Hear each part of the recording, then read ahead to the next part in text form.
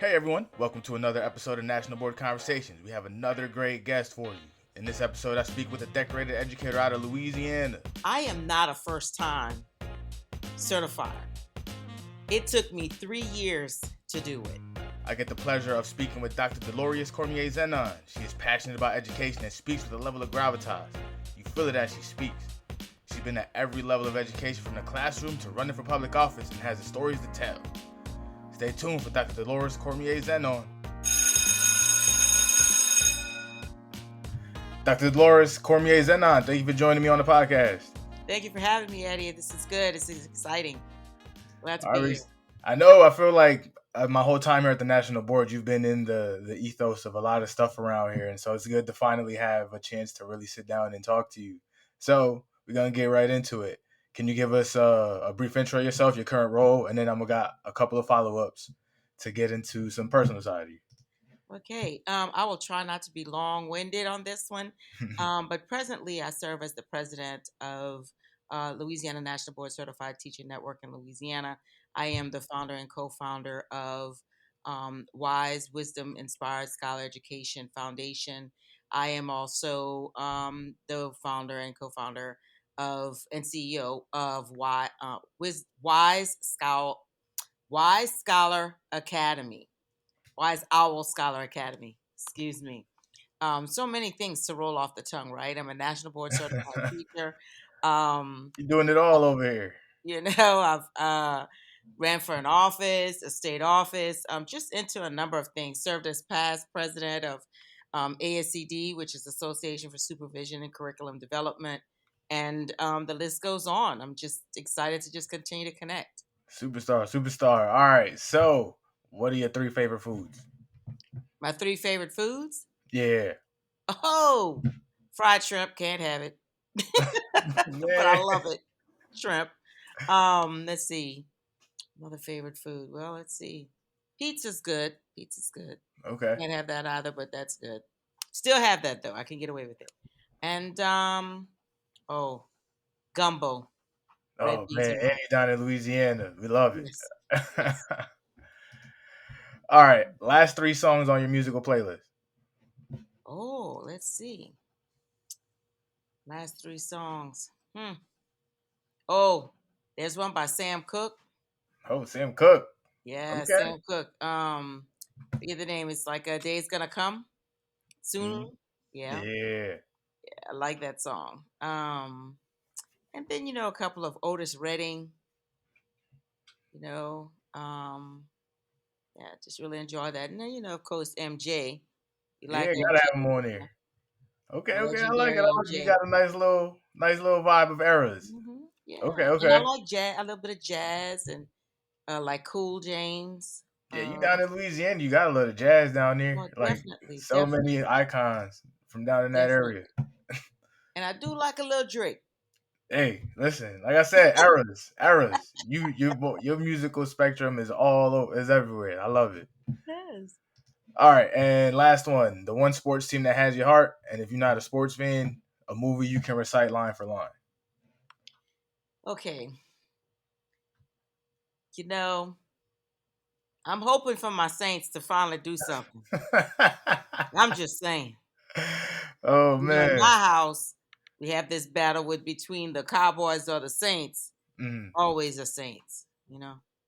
Oh man, tough year for the Saints this year, but they'll get it together. It is. It's a tough year. That's okay. They'll survive.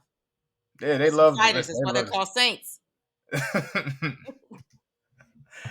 All right, so we're gonna get back into your career. Can you share why you became a teacher and why you remain in education? Well, as a child, I had a unique opportunity to have a mentor in my family, which was my mother. And I would watch her, and one day just watched her in her classroom just teach like as if it was a Picasso she was painting. And I was just in awe. And I said, watched her kids be engaged and how they were all like every last one was in touch. She would do these cell incredible edible cell projects, and they had a portfolio, and I was like, wow, and they are learning. And I saw the excitement. I said, I want to do that. I want to impact the lives of children. I want to influence and change and let them see all they could possibly be. And at that point, I was hooked. Man, early on. I was hooked early on, early on. All right, so you've been in all levels of education. You were in administration, you did some other stuff. Why did you initially leave? Why did I leave education or leave the? No, leave like the classroom. Sorry, why did you leave the classroom at first? Well, um, I wanted to expand and explore other areas and be in different arenas. I also discovered that in being those different arenas, I could come back to the classroom and make a better impact there.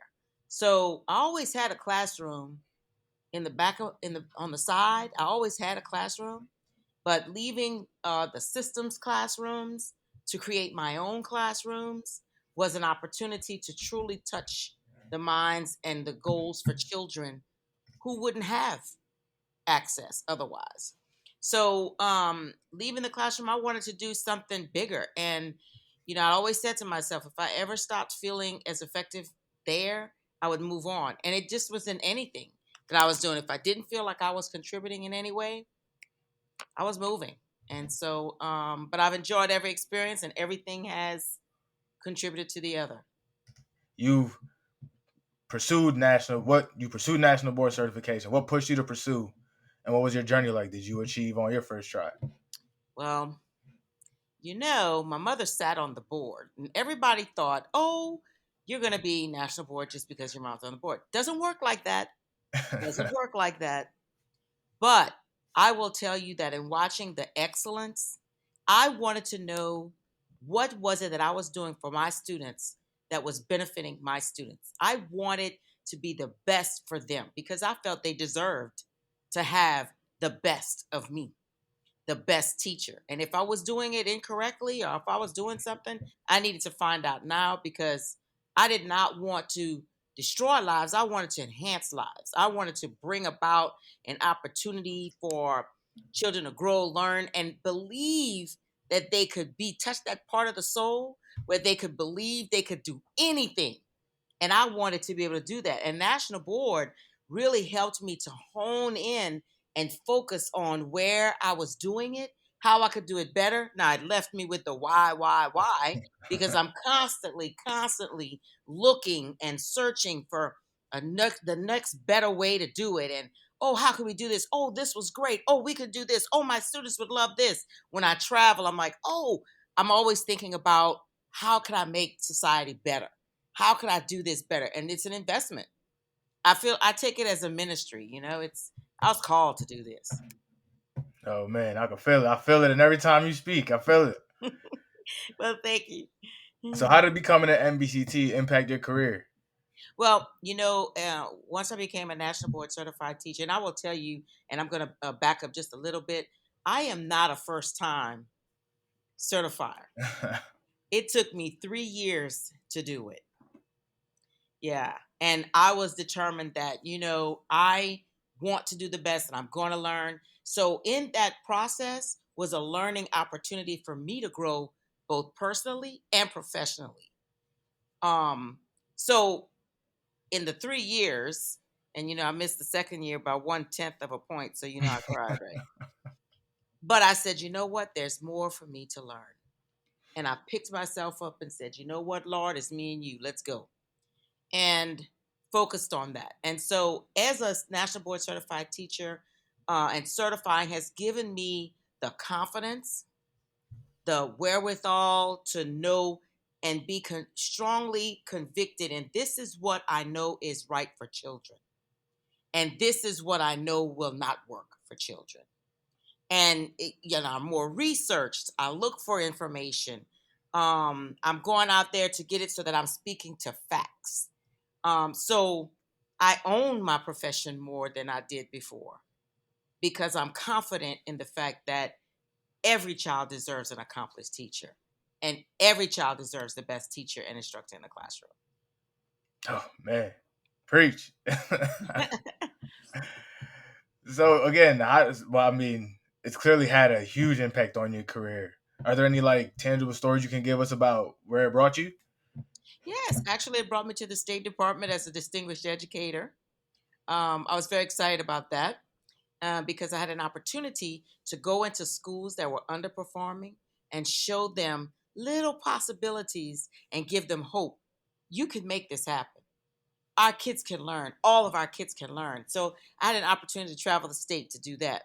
I had an opportunity to run for a state office, Board of Elementary and Secondary Education, which was exciting because in all of my experiences with National Board, it's led me to diversity and all of those number of things. Um, I was able to share that as well.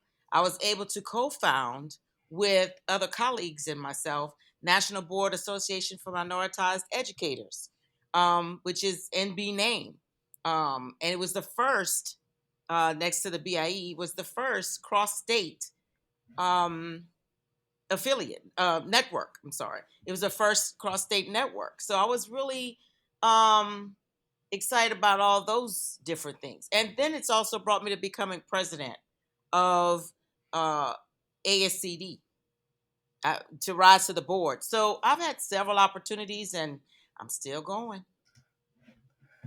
So you've touched on it. You ran for office in Louisiana. Mhm. What pushed you to do that? Well, we can always sit down and talk about what we want to do. I wanted to be about what we wanted to do. So I wanted to be about it. If I'm going to speak it, I need to model it and be in the space where I give people an opportunity to share their voice. Since my platform was Voice for Education, I think it should be authentic. I believe that people should be heard. I believe that children and teachers and parents have a right to say what it is they think, feel, and believe. And together we can create a better educational system for all students. We should all be considered. We should never count a child out. So I ran for the office because I didn't want to count a child out. I wanted to make sure we made those impacts for every single child. Oh man. So, in what ways do you believe national board certification prepared you for the challenges and responsibilities that had come with holding office? The process itself, just going through the process and reflection. The reflection has been, I think, I want to say that is the best, that's the caveat, the reflection. You're always thinking, well, how can I do this better? Well, how does this happen? Well, why did this happen? Who do I speak with? Reach out to my stakeholders, connect with people, collaborate with people. You're not a mountain or an island of yourself. So it taught me to get out of the box and reach to other ways and research and try them out, test them, trial and error. And so, and it gave me the confidence to do that, and look for the evidence. Yeah, like it takes a lot of confidence to be to put yourself out there like that. Uh, People keep telling me that. So, considering your unique perspective as an NBCT, what policy changes or initiatives do you believe are crucial for improving the educational landscape? Oh, that's a great question, Eddie, because and I believe in this across all states. Actually, some states are doing it better than others, but accountability is a major piece. We have to hold not just our teachers accountable, but our legislators accountable. We also need to hold our administrators accountable. We have students who, when we think about illiteracy in this country and we think about poverty in this country, I mean, there should not be, we're in a nation where these things should not exist. When we think about diversity and having to um, force people to understand the differences and respect others' differences, those are also things that should not exist, not in a country as we live now today. I also believe teacher preparation is important as well too. Preparing our teachers to be able to handle not just the traumatic situations for students, but how do we look at that child as an individual and ensure that that child is growing to who he or she is called to be. growing to their potential, not the way we think it should be, but the way they are molded to be. So teacher preparation, I think, is a large issue. And the last thing, of course, I've mentioned it earlier, literacy. Our children we must all learn to read, write, and comprehend. And in that, when I speak about comprehension, reading and writing, and a number of our students can publish books, my students have. I've worked with them to do that, which was very exciting. To see yourself as an author and to know that your words matter is precious. It's priceless. Yes, literacy is a huge issue, and it's something I've kind of really plugged into to like working in after school programs to work with kids on reading and writing because I came across some research that said if you can't read on grade level by like fourth grade, Mm-hmm. it's impossible to catch up because from that point on, it's not really about learning. It's not really about the fundamental skills of reading. It's more about learning content. And Mm-hmm. so there's not really time to teach someone how to read after the fourth grade. And Absolutely. that's terrifying, but it's a skill that is necessary to just figure yourself out. Mm-hmm. Mm-hmm. It's very necessary. Reading is essential. Yes. All right, so we're gonna get back to having a little bit of fun. Who was your favorite fictional teacher? My favorite fictional teacher, Yes. it had to have been oh gosh, there are so many. Well, from my mother. I've had so many mentors. Fictional teacher. Mary McLeod Bethune was too. Yeah. That's amazing. I She know you was got some stories. I'm gonna have to she was we're gonna have live. to talk after after. Oh man, yes, she's a good one too. Oh man. Okay. So what are three restaurants folks should try when coming to visit you down in Louisiana? Oh, let's see. They should try my restaurant, my house, because we get gumbo on the regular. They should absolutely try. Well, you can travel to New Orleans. They have a Cafe Du Monde, which is excellent with the beignets, and you should have cocoa or coffee. Have it Okay. go to the one in the French Quarters. That's the original. And then let's see. Lafayette is the best kept secret. We have restaurants here. There's Prejean's and there's Callahan's. Pretty good. And it's and then we have and there's so many. Then there's some in Baton Rouge as well too. So all up along the coast, you can try Nah, good eats down in Louisiana, man. Good goodies. eats down there. Well, we have 5 heart hospitals in Lafayette. So All right, so now we're gonna get into the teacher recruitment part of this. okay. So, if you had to sell the education profession to someone looking to get into it in 1 to 2 minutes, what would you use as your elevator pitch? Okay, 1 to 2 minutes. It's the profession that impacts all others. What better way than to be in the midst of it? If you're going to impact or you're going to make something happen, you're going to create a doctor, a lawyer, inspire a nurse. You're going to inspire all that. It's the profession that creates all other. Oh man, you're not lying.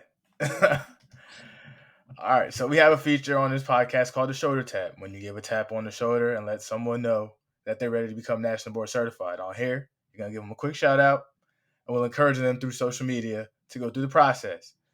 So, who are you shoulder tapping? Oh, I'm shoulder tapping every teacher in the state of Louisiana.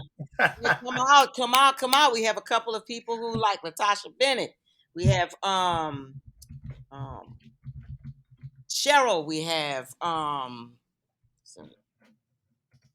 forget her name, forget her name, but we have teachers in New Orleans. I mean, we have lots of teachers that were just ready. Come on out, get shoulder tapped, and a shout out to my board as well too. I want to shout out to Dr. Benjamin David Legrand, to Lauren Jewett, NBCT's all the way. She also ran for an office as well.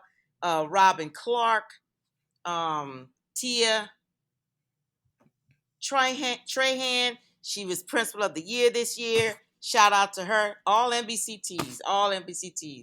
And Oh, Christine Bornhurst. All shout out to them. And they are making it happen here in Louisiana. We are just making sure we want as many teachers out there. Every national board certified teacher, we're calling you. We're calling you. And our newest doctor, Dr. Leslie Burton, and Walter Brown. so many, so No, many. so many, right? We bring the party. Love it, love it. Yes. Dr. Dolores Cormier-Zenon, thank you for joining me on the podcast. I appreciate you having me. Thank you. It's been a wonderful time. Let's do this again sometime. You can feel the passion Dr. Zenon speaks with. Can't wait to catch up with her again. I want to say thank you again to her for taking the time to speak with me on the podcast, and thank you for listening to National Board Conversation. Be sure to rate, share, and subscribe, and we'll see you next time.